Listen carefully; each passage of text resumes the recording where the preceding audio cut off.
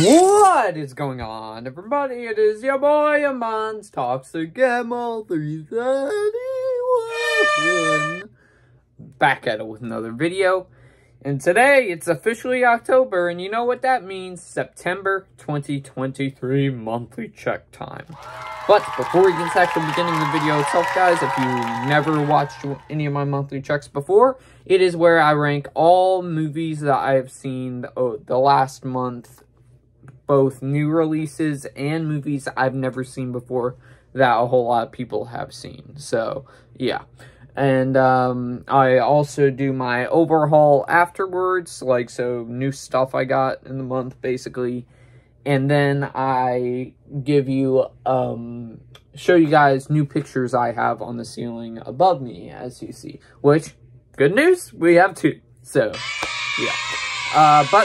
As well, before we get into actual ranking itself, guys, don't forget to subscribe if you're new to the channel, because number one, it's absolutely free, and number two, we're on the road to 400 subscribers, just 43 away now. It really help out your boy if you did subscribe. That also goes for people that have been watching my channel for a while and haven't subscribed yet. Don't forget to like the video if you like my toxic monthly checks. If you missed the previous monthly checks I've done, they are on a playlist on my YouTube channel. If you would like to check those out, don't forget to ring the bell for all notifications and notification will upload. Also, do share the video, because it's all sub now. And we can have some more people join the Toxic Fam. And do feel free to comment your monthly checks down below.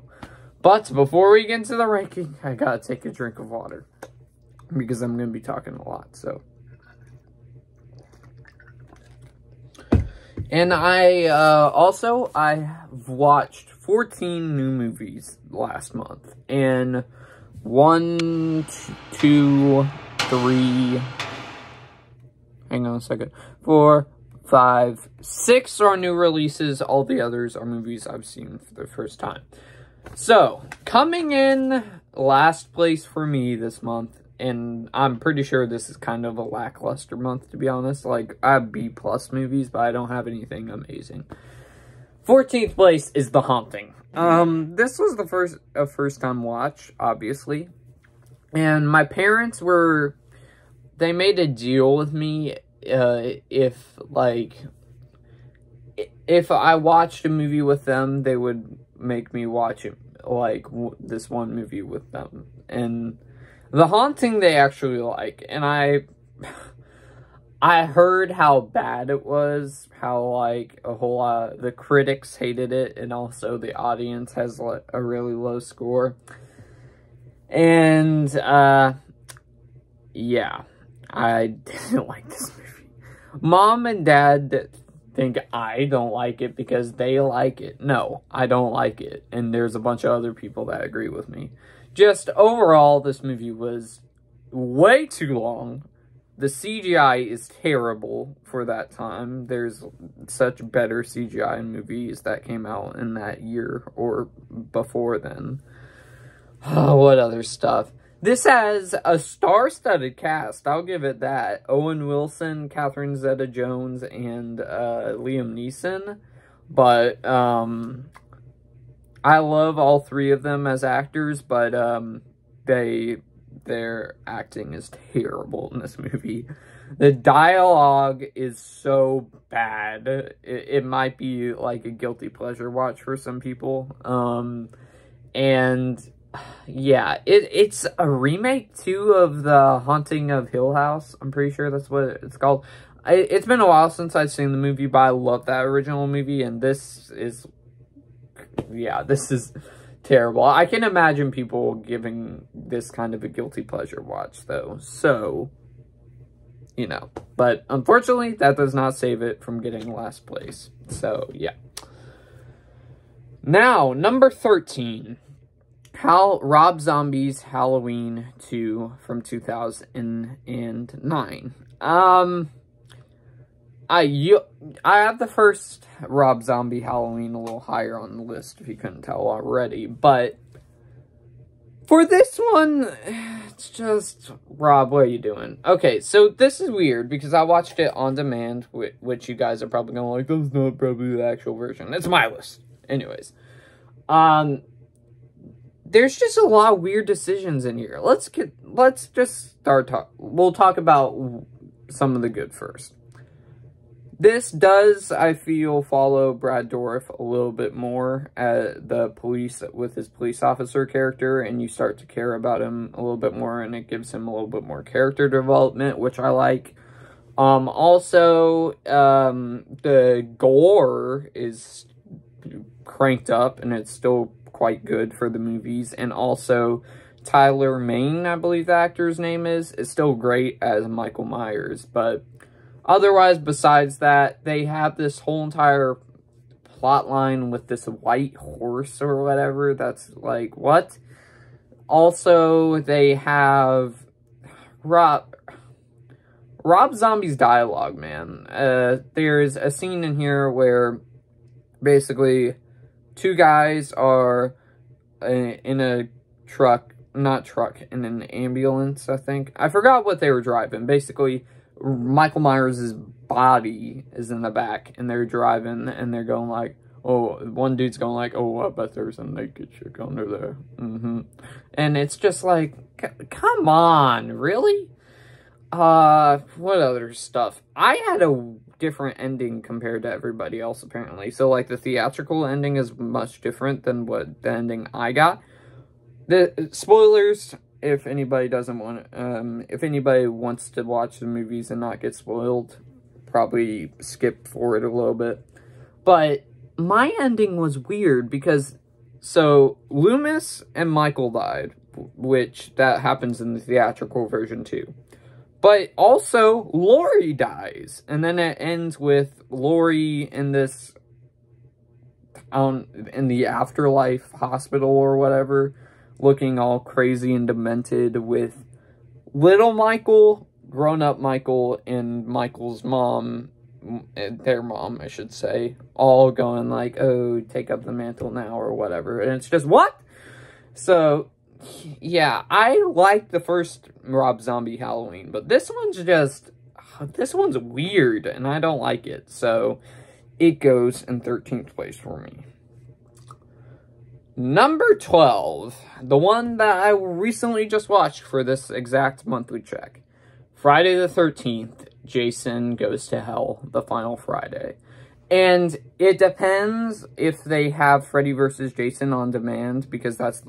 So, basically, I'm thinking about doing a Friday the 13th tier list ranking, but the only two I haven't seen yet are Jason X and Freddy vs. Jason. Jason X I'm actually watching later today, but I have not seen Freddy vs. Jason yet, so there might be a Friday the 13th tier list anyways. But this is the only Friday the 13th movie I've watched so far that I have not liked. I thought it was, would I say it's bad? I wouldn't say it's utterly bad, because there's still a lot of, I would say it's a mixed bag, because I think the main sort of, the main sort of story is interesting, where they basically have Jason go from person to person as like a kind of virus or whatever, passing from one person to another, and then he becomes Jason or whatever. I thought that was quite interesting, but I didn't like it. Also, the gore is still pretty good, and the special effects and stuff, not special effects, but the practical stuff is quite good. And also, Kane Hodder is as Jason. I love the final act of the movie when the guy is facing Jason or whatever, and Kane Hodder is Jason. Did I already say that? I don't know. But Kane Hodder is most of everyone's favorite Jason. So he has a limited time to shine as Jason in this. But otherwise, I wish there was more of regular Jason and it wasn't just a virus. And he doesn't go to hell until the final part of the movie. Spoilers. And there's also a cool ending. I'm not spoiling it if you haven't seen it, because it was a cool tease back then.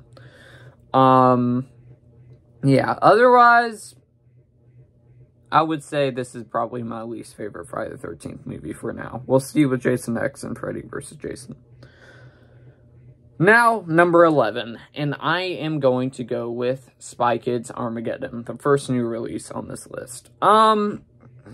This one's the most kiddie out of the Spy Kids movies. I'll give it to credits where it's due. I think it's definitely better than the last movie, which the last movie I liked when I was younger, but now I do not like. So this was definitely a lot better. Zachary Levi is in here, immediate positive for me, because I think he's a really funny actor, and I love to mess Shazam, and I think he's fun enough in this. Also, the CGI isn't as terrible as all the other Spy Kids movies, but the CGI kind of worked in those, the bad CGI, because, you know, and this one just has a lot of, you know, kid lessons, like violence isn't always the answer, or video technology's bad, or whatever, which I kind of disagree with.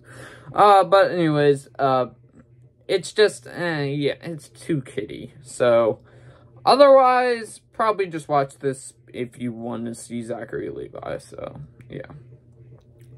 Now, moving on to number 10. Number 10 is going to be The Wonderful Story of Henry Sugar. I just recently reviewed this in short form and regular form, so if you guys would like to check that out, yeah. So basically, this is based off a Roald Dahl story, and Benedict Cumberbatch, Ben Kingsley, and Ralph Fiennes are in here, which I think is a really good cast. I don't really have, like, a big issue with this. I keep on saying, like, a lot, guys, sorry. I don't have a big issue with this, but it's just, you know, the Wes Anderson style is still shown here. Wes Anderson's directing this. This is definitely better than Asteroid City, because I consider Asteroid City one of the biggest disappointments of the year so far. But this was good, and it's only 39 minutes long. It's solid, and I can see a whole lot of different people rewatching this over and over again. I don't know if I would rewatch it over and over again, but it's solid. It's solid. Now, number 9, and I am going to go with My Big Fat Greek Wedding 3. I just started I watched the whole entire My Big Fat Greek Wedding franchise this last month for the first time, and leading up to this one, and this one's a decent sequel. It's definitely the weakest out of the 3, but I think there's still some entertainment value and a few good moments in there. But otherwise, not really anything to write home about. I would say not any of the jokes really land. There's some jokes that land that I think are funny, but not all the time. There's a couple of heartfelt moments in here and there, but I would say it's not amazing or as good as the original 2. Now, number 8. I think this is the only movie I watched here no, it's not the only movie. There's another one I watched that I've seen before. And this is for my Movies as Literature class. I watched this for the first time. It is called The Quiet Man, as John Wayne in it. Probably one of the most iconic Western guys out there besides Clint Eastwood. And, yeah, I think this is funny, but I think this might not age well for a bunch of people. That's all I'm saying. There's a certain scene later on where basically John Wayne's dragging his wife by his hair to basically watch him fight his brother, her brother. So I don't think some aspects of the movie age well. Would I ever rewatch it again? Probably not, but I think it's a solid one-time watch, and it's funny, and it's cute at the same time, so yeah. Coming in number 7, I have Hollow Man, the Invisible Man movie with Kevin Bacon.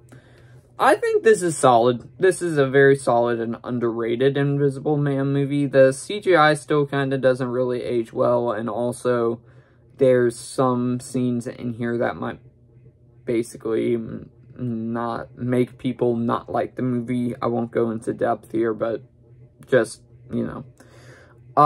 Kevin Bacon, yeah, this has a really good cast. It has Kevin Bacon as Josh Brolin in here. It has, I forgot what her name was, but she's the main girl from The Karate Kid, and also she's, the cast replacement for Marty McFly's girlfriend from Back to the Future Part 2. And, yeah, it's an interesting Invisible Man movie, how basically Kevin Bacon goes nuts and stuff, and yeah, it's a solid one, solid. Now moving on to number 6, and number 6, I'm going to go with My Big Fat Greek Wedding 2. I think this is a very good sequel. It's kind of just a repeat of the first movie, but a kind of a weak repeat of the first movie. It's cute, but it's, yeah, you've seen it before from the first movie, as I said 3 times in a row. I don't know why I did that. I like how they, I think for a few years later sequel, I think this one's solid. I don't think this one is a bad few years later sequel. It adds some people in here, some new characters, including the main two's kid all grown up. So yeah, and it also has the main person from Jumanji, Welcome to the Jungle, and Jumanji The Next Level, the kid that has asthma or whatever, the main kid that turns into The Rock or whatever. So I thought that was interesting and cool seeing him in there.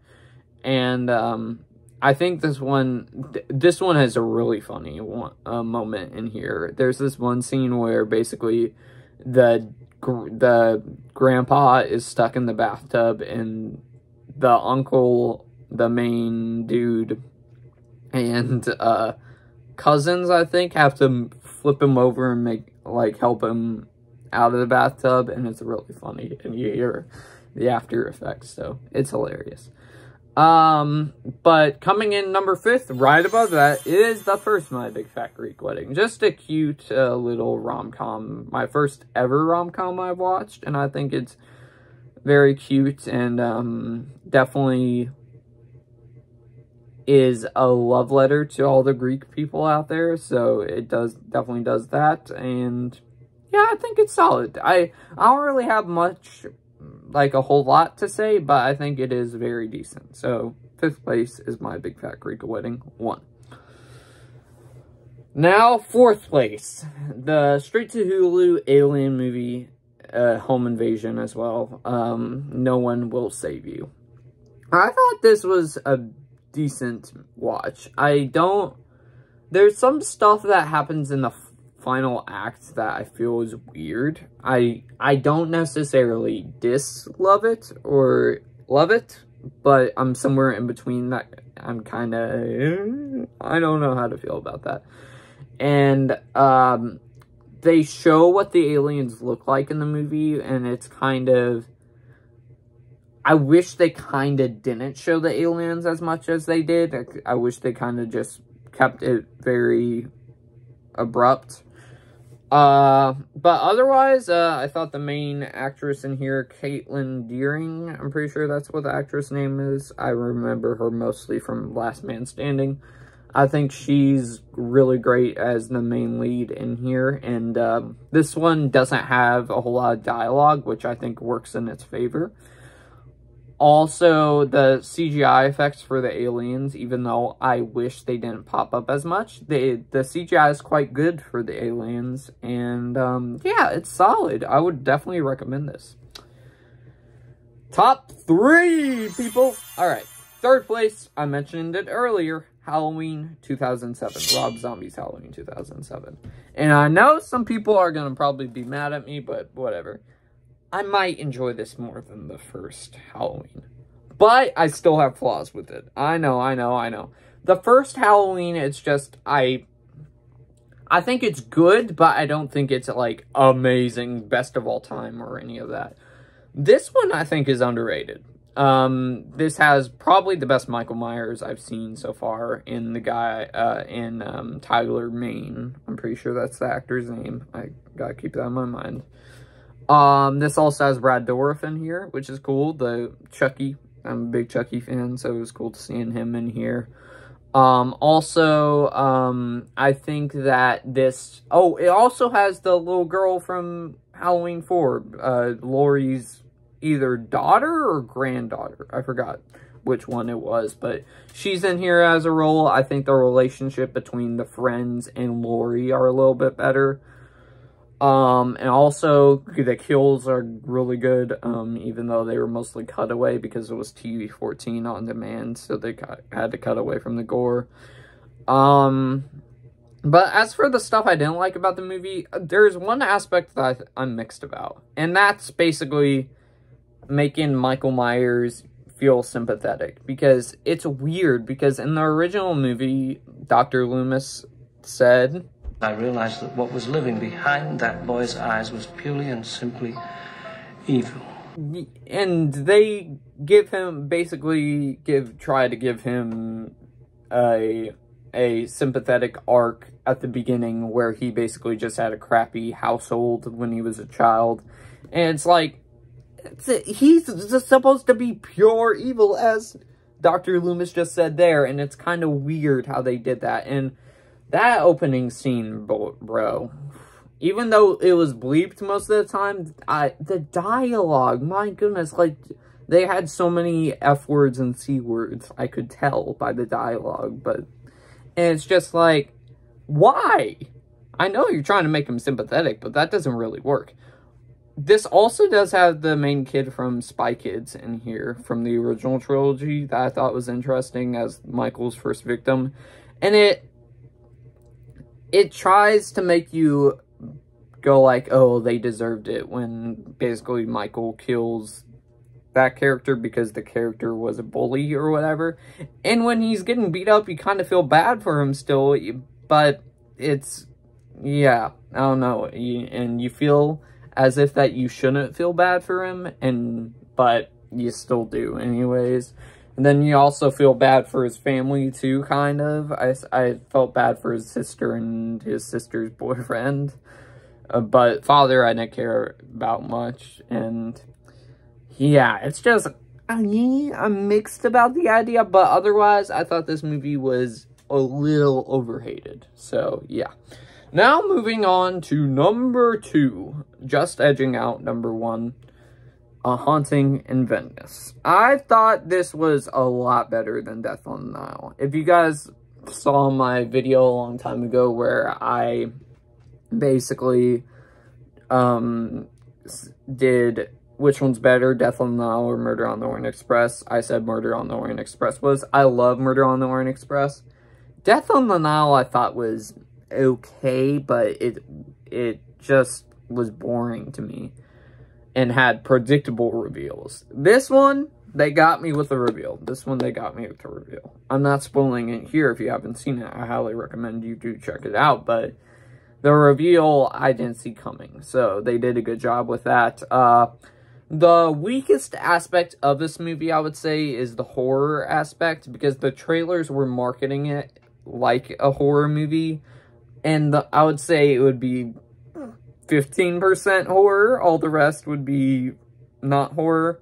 So, yeah, I can't really come up with much other negatives. I thought the cast was not as great as the first Murder on the Orient Express, but it's solid. It has Michelle Yeoh in here. It has, I don't know that actor's name, but he's from, I mostly know him from Once Upon a Time as the Huntsman. He's in here too. I'm trying to remember what other actors. Bringing, of course, Haro back. Haro back. Excuse me. I think he's probably the best he's been out of the trilogy in this. And yeah, I thought this was a very solid murder mystery. But coming in number 1 is The Creator. I said it early on that first place is still B+. It's not amazing. I think it's good and solid. The Creator I watched 2 days ago, and I thought it was really good. It looked beautifully shot. I thought the acting was very good. I thought it had a very unique story, but it does take some liberties from movies I've seen before that have done the plot better, but that didn't annoy me as much as it did other people I've seen on YouTube. I thought that the dramatic moments, the sad and emotional moments really worked. I thought, the comedy didn't really land that much. Maybe I got a chuckle at one scene, but that's pretty much it. And the ending I thought was mixed too, because I thought the ending was sweet, but then it cuts to another scene and then it just cuts off the end. And yeah, and there's an aspect that I think most people would not, there's an aspect of the movie that I feel as if wouldn't work with people, how it comments on AI and kind of sort of makes the US look like bad guys. I don't know if people would like that very much, but I do think it is a very solid sci-fi movie. But will we talk about it in a few years from now? Maybe not. Maybe. I don't know. But otherwise, yeah, that is my monthly check, people. September was kind of a mid month for movies, unfortunately. But yeah, I just threw that away again. Okay, I'm gonna have to remember those two pictures. I gotta remember in my brain. But now let's move on to the overhaul, folks. All right, I'm gonna talk about movies that I actually bought with my own money first. Yes, okay. All right. Am I forgetting one here? Okay. All right.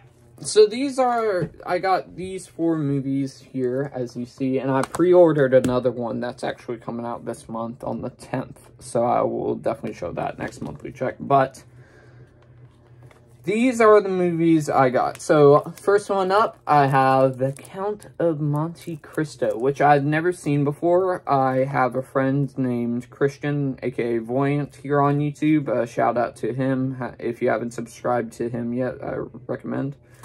And this is his favorite movie of all time, I believe. Or it might be another Count of Monte Cristo. But I might watch this movie for the first time soon. So yeah, and it has Guy Pearce in it. So that catches my eye because I think he's an underrated actor. So yep. Then we got a few. Okay. The 2 after this are upgrades. So I upgraded some movies I have in my collection to a higher bar or whatever. Puss in Boots: The Last Wish. One of the biggest surprises of 2022. I'm pretty sure all of us were expecting it to be meh. But it was amazing, man. I'm surprised how great it was. And the animation looked beautiful.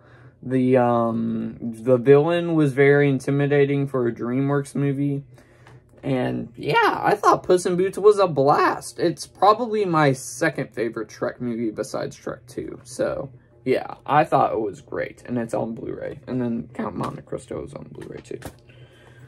Alright, so I have the DVD of this. Well, both of these I had the DVD of, but I upgraded it. Edward Scissorhands, a really good Tim Burton movie. And it's definitely a sad one and not as scary as his other ones, but it's really good. So yeah, got the Blu-ray for that. And then I got this because I had the DVD ever since I was maybe, I don't know how long, because the movie came out 2004 and I was born 2007, so pretty much my whole entire life. So I thought of upgrading the DVD, and I did, and it's The Incredibles 4K. In my top 3 or top 5 favorite Pixar movies, it is a great one. So yeah, and I think the sequel is good too. So yeah. I just kicked the desk. Ow. And then I'll save that one for last. There's one that is in a movie here, but these are ones that I took from my dad's cabinet. So yeah, I was confused. So I have Jumanji: The Next Level and Jumanji: Welcome to the Jungle. I think I might have accidentally wrote Jumanji: Welcome to the Jungle instead of Jumanji: The Next Level. So, if I showed this one already, let me know. I think this is a very solid sequel that many of us were expecting to be meh, but it was great. It was really good. And the next level, I think, is a step down from the previous two, but I think it's still a rewatchable lot, so, yeah. What else do we got here? Dances with the Wolves. It's been a long time since I watched that. Funny story about that one. So when my sister was younger, she always brings this up. Basically, there's a scene that, let's just say, doesn't end well for some, animals. And my mom always lied to her, telling her that they were playing dead, and they had all that red stuff was just paint or whatever. So she always brings that up, how they always tricked her or whatever when she was a kid. So I think that's pretty funny. So yeah. 2012, a underrated disaster movie in my eyes, has John Cusack in it, and it also has Will Ferrell in a small role. So yeah, I think it's good. I think it's really good, and there's some pretty shocking deaths in there too. What else do we got? All right, Hacksaw Ridge. I've only seen pieces of it, but I got it in here so I can watch it fully, and I've heard it's great. So yeah. Independence Day. We do not acknowledge the sequel. The first one is really good, and a really good alien movie. It's kind of, I would say it's dated, but it's still a lot of fun. It basically kicked off Will Smith's career besides Fresh Prince of Bel-Air. That kicked off his TV career. This kicked off his movie career, I think. It also has Jeff Goldblum in here, too, which his career started with Jurassic Park. So this was another good outing. So, yep. Getting ready for Christmas time already, I guess. Elf. I think it's funny. I think it's good. I don't think it's great or anything, but I think it's funny, with Will Ferrell or whatever, so, yeah. But, and his humor is hit or miss with me sometimes. Sometimes I get a chuckle, and then sometimes I don't, so, yeah. This is an underrated Christmas movie. If you guys have not seen this, please treat yourself and check it out. The Man Who Invented Christmas. So this has Dan Stevens and Christopher Plummer in here. And it tells the story of how he basically made A Christmas Carol. Dan Stevens plays Charles Dickens. And this is in my top 5 favorite Christmas movies. I think it's really underrated. The acting's great. Like, it has a fresh Rotten Tomatoes score right there. And, yeah, I just love it. If you guys have not checked it out, be sure to check it out. And then an overhated MCU movie, The Incredible Hulk. I always watched this when I was a kid, too. I think this is really great. I think Edward Norton's, even though Mark Ruffalo is good as Hulk, I think Edward Norton is way more better, but he's still not my favorite Bruce Banner. It's Bill Bixby from the Incredible Hulk TV series somewhere over there.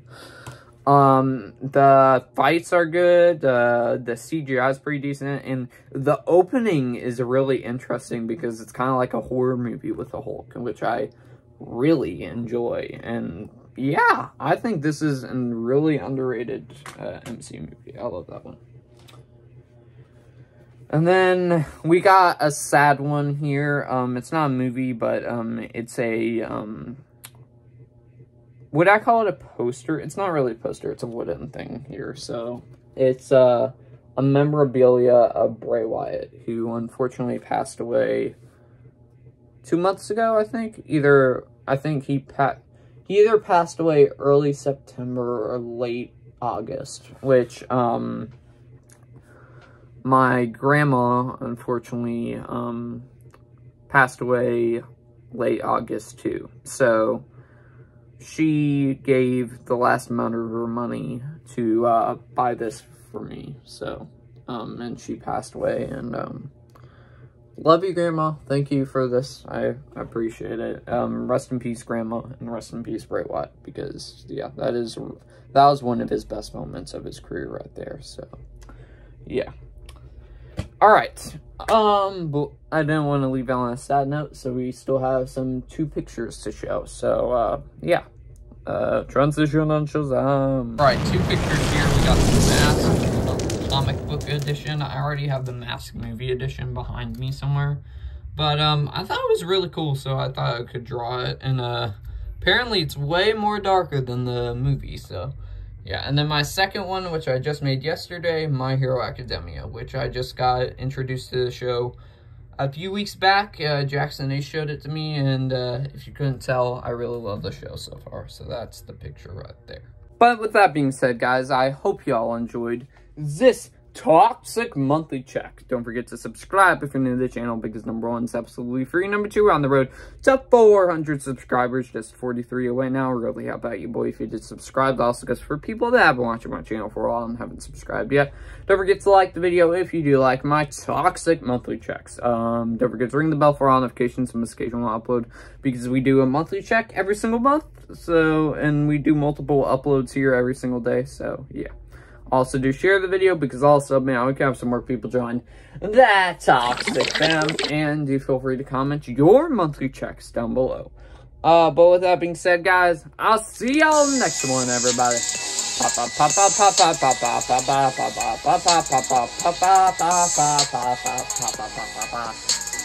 Peace out.